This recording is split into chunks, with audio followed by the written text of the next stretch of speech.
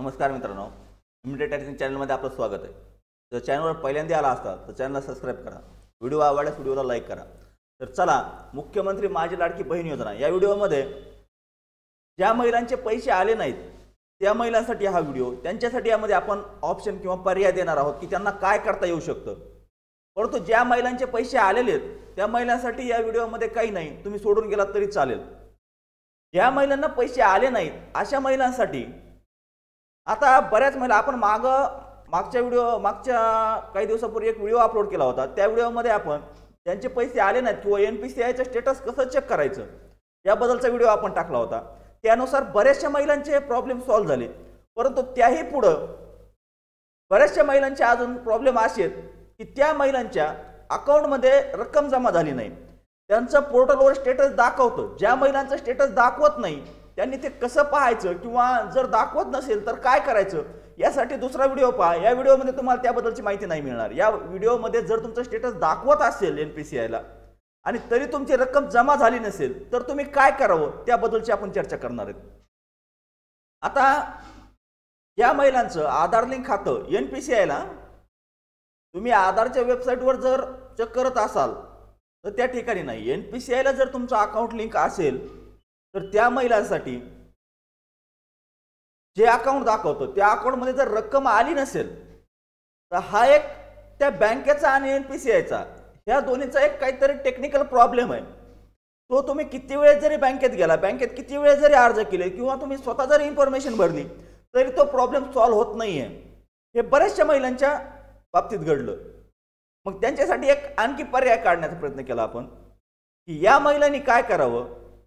या महिलांनी Indian post payment bank, आता इंडियन पोस्ट पेमेंट बँक म्हणूनच नाही तर तुम्ही कोणत्याही बँकेचं खातं अकाउंट ओपन करा.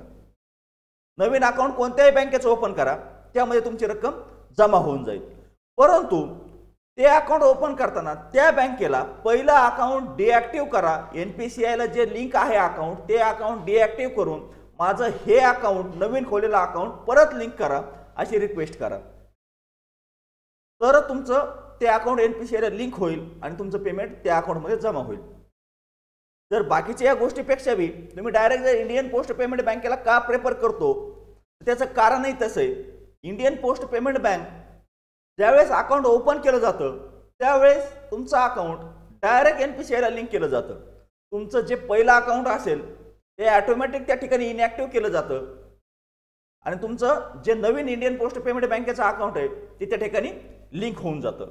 त्यामुळं तुम्हाला जे येणारे पैसे आहेत, जे तुमचे लाडकी बहीण योजनेचे येणारे पैसे आहेत ते या ठिकाणी अडकणार नाहीत किंवा तुम्हाला त्या ठिकाणी अडचण येणार नाही, हे लक्षात असू द्या. याच्या व्यतिरिक्त जरा काही आपला प्रॉब्लेम असेल तर नेहमीप्रमाणेच आपलं कमेंटच्या माध्यमातून विचारा, व्हॉट्सअप ग्रुपच्या माध्यमातून विचारा किंवा टेलिग्राम चॅनलच्या माध्यमातून विचारा. आम्ही आपल्याला नक्की सहकार्य करण्याचा प्रयत्न करतोय. तर चला, जर व्हिडिओ आवडला असेल आणि कामाचा वाटला असेल तर व्हिडिओला लाईक करायला विसरू नका.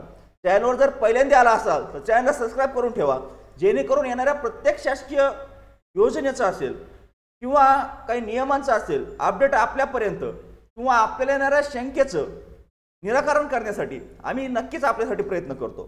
तर चला, व्हिडिओ जर आवडला असेल तर व्हिडिओला लाईक करा, चॅनलवर पहिल्यांदा आला असाल चॅनलला सबस्क्राईब करा आणि अशा महिला भगिनीपर्यंत हा व्हिडिओ शेअर करायला विसरू नका ज्यांना लाडकी बहीण योजनेचा फॉर्म भरलाय, तो फॉर्म अप्रूव्हल झालाय परंतु त्यांना आणखी पैसे आले नाहीत.